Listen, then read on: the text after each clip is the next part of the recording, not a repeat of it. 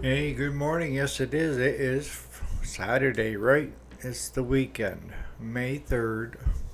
And what are we going to talk about today? I thought we'd go off the rails a little bit and talk about the values of relationships versus dollars and cents. So stay tuned.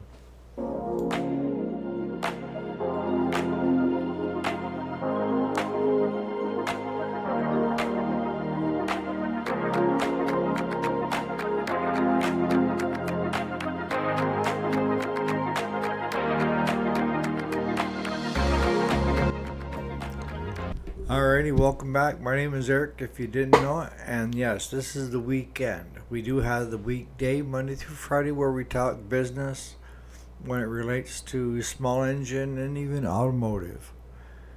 But on the weekends, I kind of go off the rail a little bit and try to focus on personal development because I think it takes a well rounded individual to make headway in this world, to kind of get a bearing on what's the best way to navigate it. And that is making sure that you have great friends and you have relationships that are good with family. I'm not saying if there's somebody toxic not to get rid of them because you should get rid of them. Family's a little harder. But if you have toxic people around you, then that's not good either. But you got to be careful because sometimes you're the toxic person and you're pushing it out onto the people around you. See, the only one that can make you change or me change is me, right? If you want to change, then you can change. But if you don't, it doesn't matter what everybody else in this world wants you to do or be, you're not going to do it. And the same goes for when you sit there and you think you can change other people. I've seen this so many times with people getting married where one thought that they could help the other and change them. And then 10, 12 years down the road, they're still the same person. They still have the same bad habits they have.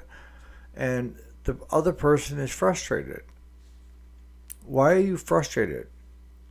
You stepped into this knowing that that person had those issues, but yet you thought you could change them. And the real answer is you can't.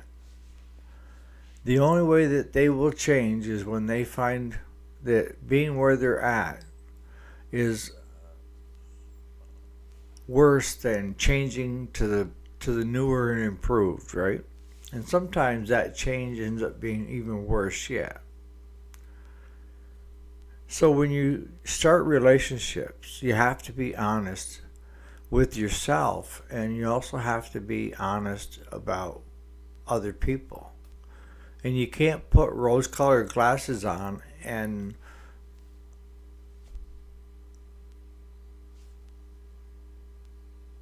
under what's the right word? And look at a skewed view of people.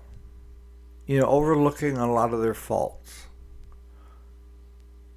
I'm a type of person that when I create relationships with other people, it doesn't matter how much they make or they don't make. Not even interested. Are they gracious? Are they grateful? Are they willing to help others? Even when not asked. Those are the traits that I look for. I don't look for Debbie Downers. I don't look for people that have yet to find themselves and are constantly have chaos raging like a storm every day of their life. Because I know I can't change them. I can give them advice. I can give them an ear to listen to. But other than that, the only way they're going to change is if they decide to change. So instead of focusing on trying to change somebody else, wouldn't it be better suited if you worked on trying to make changes to yourself? See, you can do that. At any time in your life, you can decide, okay, I'm tired of being this person and I want to take it to the next level. I've been asked numerous times, am I afraid of dying?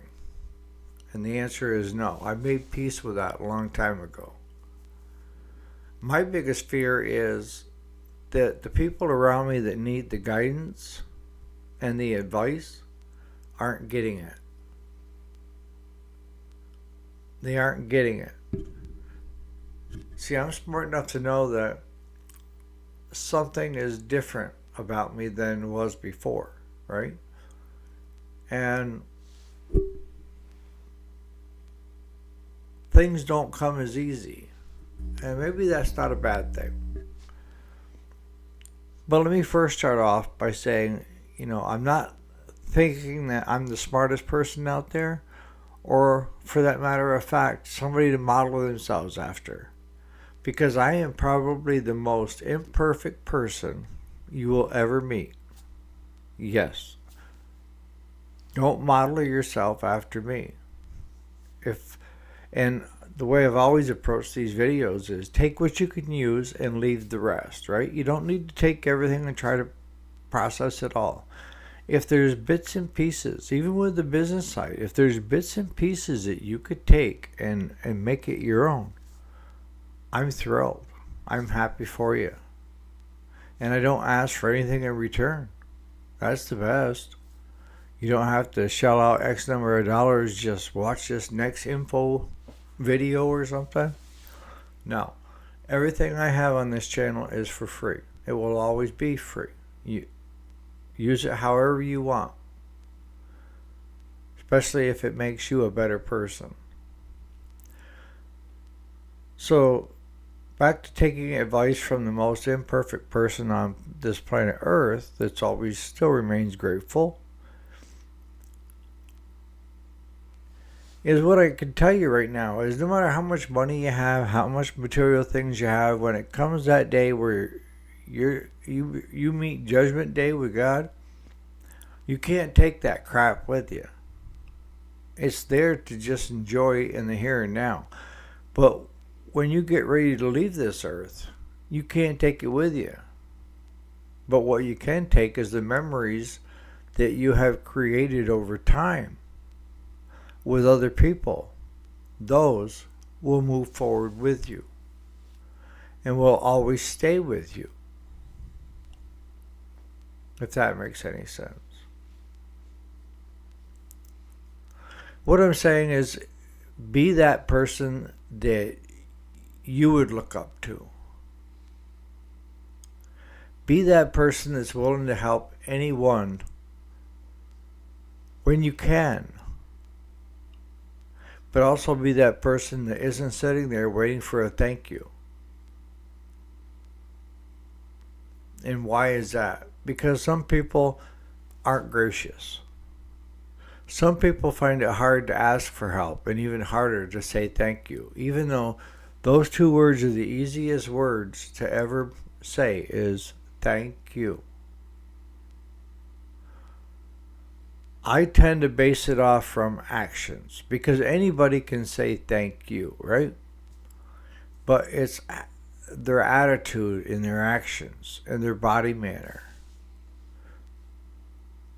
will say more to me than those two words.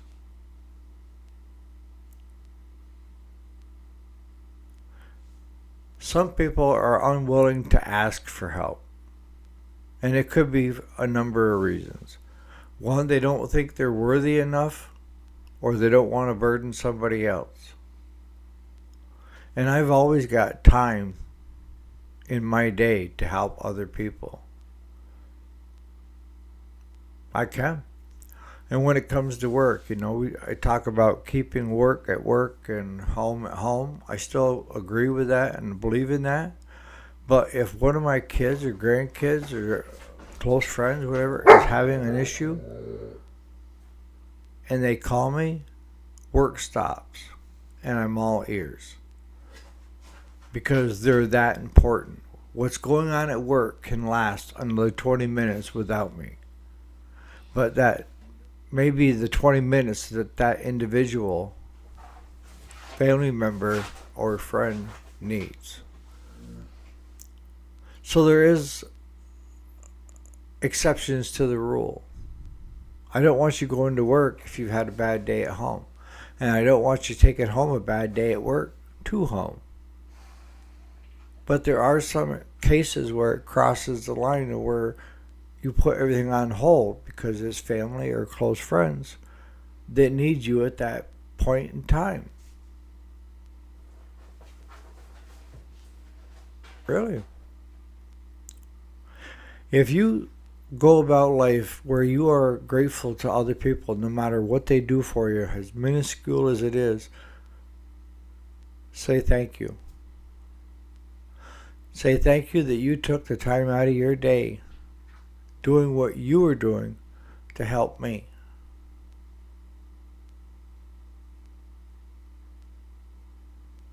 That's how you build good relationships. Good relationships are give and take, right? It's not all one-sided where one person just keeps taking and taking and taking. It's a balancing act. One day they may ask more of you, and then the next day you're asking back. It's got to be that two-way. It can't be a constant give, give, give, give until you fall over.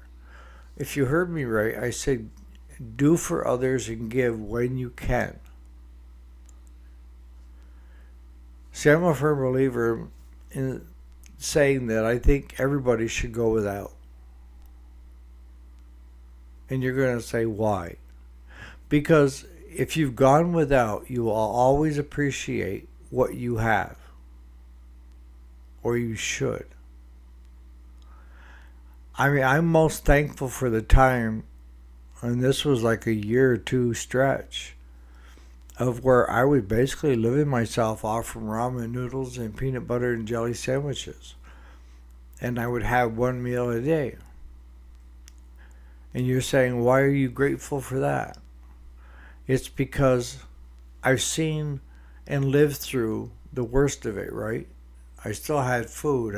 I wasn't homeless and I wasn't living on the streets going hungry, but there were many nights that I didn't eat because I didn't have the money to put the food on the table. But I remain grateful for those times because it gives me a chance to appreciate what I have every day. And if you've never had to go without, you won't fully appreciate what you have. When you lose it, that's when you'll appreciate what you had, not have, had. So on that note, you guys have a great Saturday. I'm going to a farm auction today and see what mischief I can get myself into. If I can leave you with anything today, it's be happy, be gracious, value your friends and family above all. And try to be that person that is the mentor, willing to teach and guide other people in need. So on that note, got you here bright and early probably for the Sunday sermon.